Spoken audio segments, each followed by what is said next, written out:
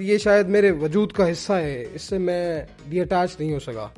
میں جو ہے اس سے میری اٹیچمنٹ پبلک سے جو ہے، پبلک کے مسائل، وہ ادھورا مشن تھا دل میں. میرے خاندان، میرے خون میں جتنا خدمت کا جذبہ ہے، میرا نہیں خیال کہ میں اس کو بیاں کر سکوں. بہت ٹیلنٹڈ لوگ ہیں، لیکن تعلیمی سسٹم اور تھوڑی اپرچونٹیز کی کمی ہے، جہاں سے میرے خیال سے میرے یہ بھائی دوست جو ہے تھوڑا پیچھے رہ جاتے ہیں. السلام علیکم. آپ کا میزبان طاہر ریاض آپ کی خدمت میں حاضر ہے. الیکشن کی گہمہ گہمی بہت زیادہ ہو گیا ہے. جوں جوں دن گزر رہے ہیں الیکشن کی گہمہ گہمی بھی بڑھ رہی ہے. جو سیاستدان ہیں وہ ڈور ٹو ڈور کمپین کر رہے ہیں، روٹھے کو منا رہے ہیں. جو آج کی میری شخصیت ہے وہ ملک قرار لانگ ہے. میں آپ کو یہ بتاؤں کہ ملک غلام نازک لانگ جو کہ بہت بڑا جلال پور پیروالا کا سیاسی گھرانہ تھا، اس کے بعد ملک مشتاق احمد لانگ، ان کی تعریف میرے خیال نہیں بنتی، کیونکہ ان کو ہر بندہ جانتا ہے. ان کی میں دو باتیں بتاؤں کہ ان بزرگوں نے کہا ہے کہ ان کا کچن کبھی خالی نہیں ہوتا تھا، ہر ٹائم کچن میں بندے ہوتے تھے اور کھانے بغیر جہاں سے نہیں جاتے تھے ڈیرے سے. دوسری بات، فلڈ جب آیا تھا تو آخری ٹائم ملک مشتاق لانگ نے اپنے ٹریکٹر سے، اپنی ڈرائیو سے وہ فلڈ جو شہر ہے اس کو باہر بند دلوایا تھا. میرے ساتھ موجود ہیں ان کے بیٹے قرار لانگ. مزید ان سے جانتے ہیں. السلام علیکم.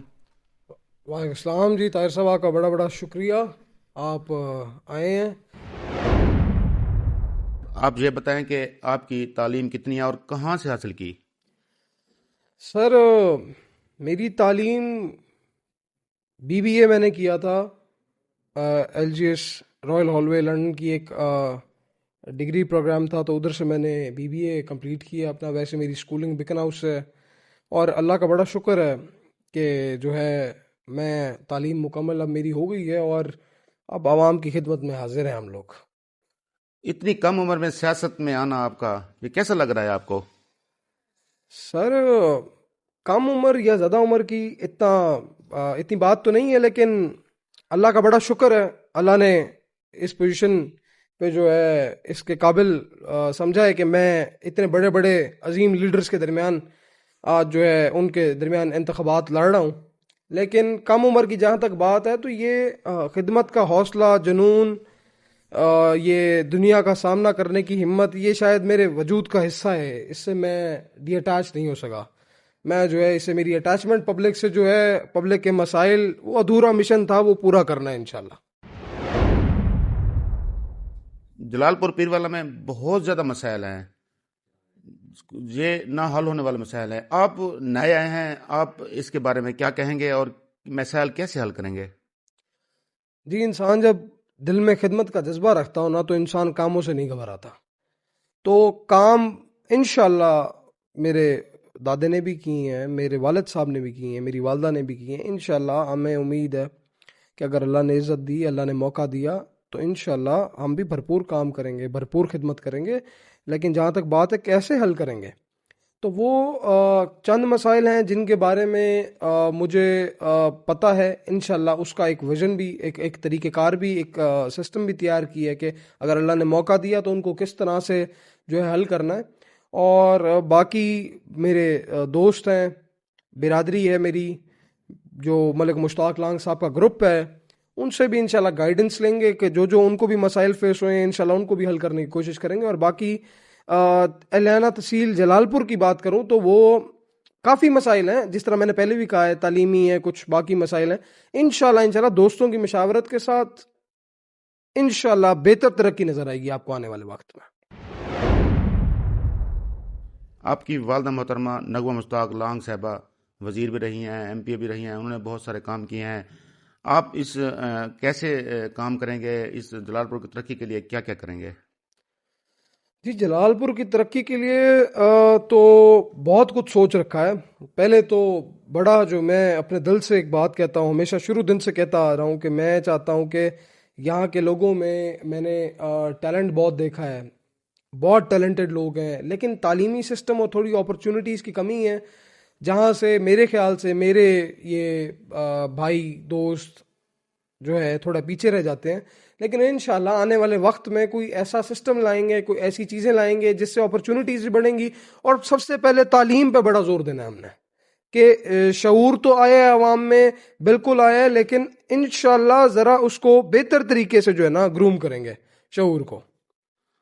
بہت زیادہ ٹف مقابلہ ہے. اب سینئر سیاستدان بھی آپ کے مقابلے میں ہیں. آپ اس الیکشن کو کیسے دیکھ رہے ہیں؟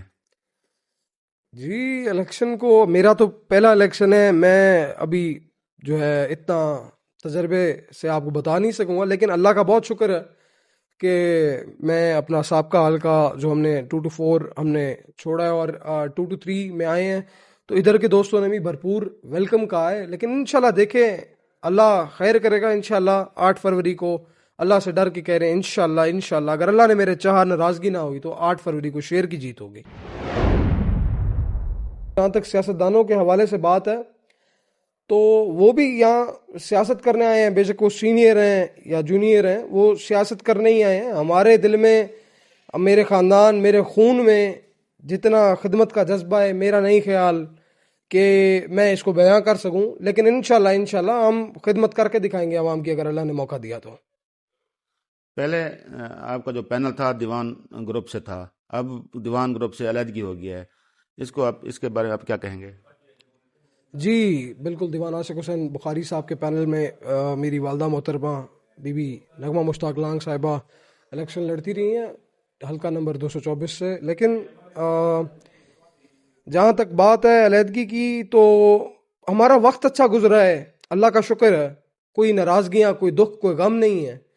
ہم جو ہے اچھے نوٹ پہ جیسے کہتے ہیں نا, ہم نے اینڈ کی ہے, تو بس ٹھیک ہے. سیاسی فیصلے ہوتے ہیں جس طرح کی پارٹی کے فیصلے تھے, پھر ہمارے سیاسی فیصلے, اور اللہ نے کرم کیا ہے. انشاءاللہ اللہ بہتری کرے گا, بہتر فیصلہ ہو گیا, جو ہوا ہے بہتر ہو گیا انشاءاللہ. جلال پور پیروال میں تھانہ کلچر بہت زیادہ ہے, آپ اس کے بارے میں کیا کہیں گے؟ جی تھانہ کلچر کی جہاں تک بات ہے, میں تو اس کے کافی خلاف ہوں تھانہ کلچر کے. یہ اس سیاست کے بھی, میں تھانہ کچہری والی جو سیاست ہے اس کے بھی میں بڑا خلاف ہوں. کہ انسان کو اب جس طرح ایک وسیب ہے, ہمیں سمجھنا چاہیے کہ ہم سب ایک خاندان ہیں. ہم لیڈر یا وہ ووٹر یا ہم, مطلب اس طرح سے نہیں, فرق نہیں نکالنا چاہیے. ہم ایک خاندان ہیں, ہمیں ایک خاندان کی طرح رہنا چاہیے, اخلاق کے ساتھ رہنا چاہیے. تھانہ کچہری کی ضرورت بھی نہیں پڑنی چاہیے, اور اگر اللہ نہ کرے پڑ بھی جاتی ہے تو اس کو بڑے ادب کے دائرے میں رہتے ہوئے بندہ ڈیل کرے. جو جائز انصاف کا کام ہے وہ بندہ کرے. وہ بھی تب جب کوئی بندہ آپ کی بات مان نہ سکے یا کوئی غلط زیادتی کر رہا ہو کسی کے ساتھ, تو تب جا کے یہ نوبت آنی چاہیے. ورنہ یہ تو آج کل تو جو جس طرح کا ٹرینڈ چل رہا ہے کہ تھوڑی سی کوئی بات کرتا ہے تو تھانہ کچہری بھی ہے اور وہ بھی ہے کچھ. بس اللہ کرم کرے, اللہ اس ملک پہ بڑا رحم کرے. حالات جو ہیں انشاءاللہ بہتری کی طرف جا رہے ہیں, اللہ بڑی بہتری کرے گا انشاءاللہ. الیکشن کو بہت کم دن رہ گئے ہیں, آپ کی کمپین کیسے جا رہی ہے؟ جی اللہ کا شکر ہے, اللہ کا جتنا شکر ادا کرو اتنا کم ہے. میں ہمیشہ اکثر تقریروں میں ایک بات کرتا ہوں کہ ہوا کا رخ بتا رہا ہے کہ ایک بار ملک مشتاق لانگ پھر آ رہا ہے. جلال پور پیروالا کی عوام کے لیے, اپنے حلقے کی عوام کے لیے آپ کیا میسج دیں گے؟ جی میرے دوستوں کو تو صرف یہی میسج ہے کہ میں آپ کو ایسے لگتا ہوگا کہ جو ہے میں صرف سیاست کے جذبے سے یا اس طرح سے ایک پالیٹکس کرنے آیا ہوں, لیکن میں ایک حقیقی خدمت کا جذبہ دل میں رکھتا ہوں. دوستوں آپ نے جس طرح سے مجھے ویلکم کیا ہے, اللہ کا بڑا شکر ہے. میں بھی پر امید ہوں, آپ نے بھی حوصلہ نہیں توڑنا. انشاءاللہ وہ ذات بہت بڑی ہے. انشاءاللہ آپ لوگ انشاءاللہ 8 فروری کو سرخرو ہوں گے, اور انشاءاللہ آنے والے حالات, آنے والا دور انشاءاللہ یہ ترقی کا دور ہے. اور انشاءاللہ آپ دیکھیں گے کہ یہاں پہ کس طرح سے ترقی ہوتی ہے اور کس طرح سے ملک مشتاق لانگ نے ترقی کی تھی. انشاءاللہ اللہ سے ڈر کے کہہ رہے ہیں کہ ان سے بھی ان کی جو ہے نا پروجیکٹس کو دیکھتے ہوئے, ان کے جذبے کو دیکھتے ہوئے ہم انشاءاللہ اس لیول کی ترقی کرائیں گے کہ انشاءاللہ اس کی مثال نہیں ملے گی ماضی میں. جی ناظرین, آپ نے پروگرام سنا. میں آپ کو یہ بتاؤں کہ انہوں نے یہ کہا ہے کہ جس طرح ملک غلام نازک نے خدمت کی جلال پور کی, جس طرح ملک مشتاق لانگ نے خدمت کی جلال پور کی, جس طرح نغمہ مشتاق لانگ صاحبہ نے خدمت کی، اسی طرح علی مشتاق لانگ صاحب تھے، انہوں نے بھی بہت زیادہ خدمت کی. اسی طرح میں بھی جلال پور کی خدمت کروں گا اور یہ جذبہ ہمیشہ رہے گا. اپنے میزبان طاہر ایاز کو اجازت دیں. اللہ حافظ.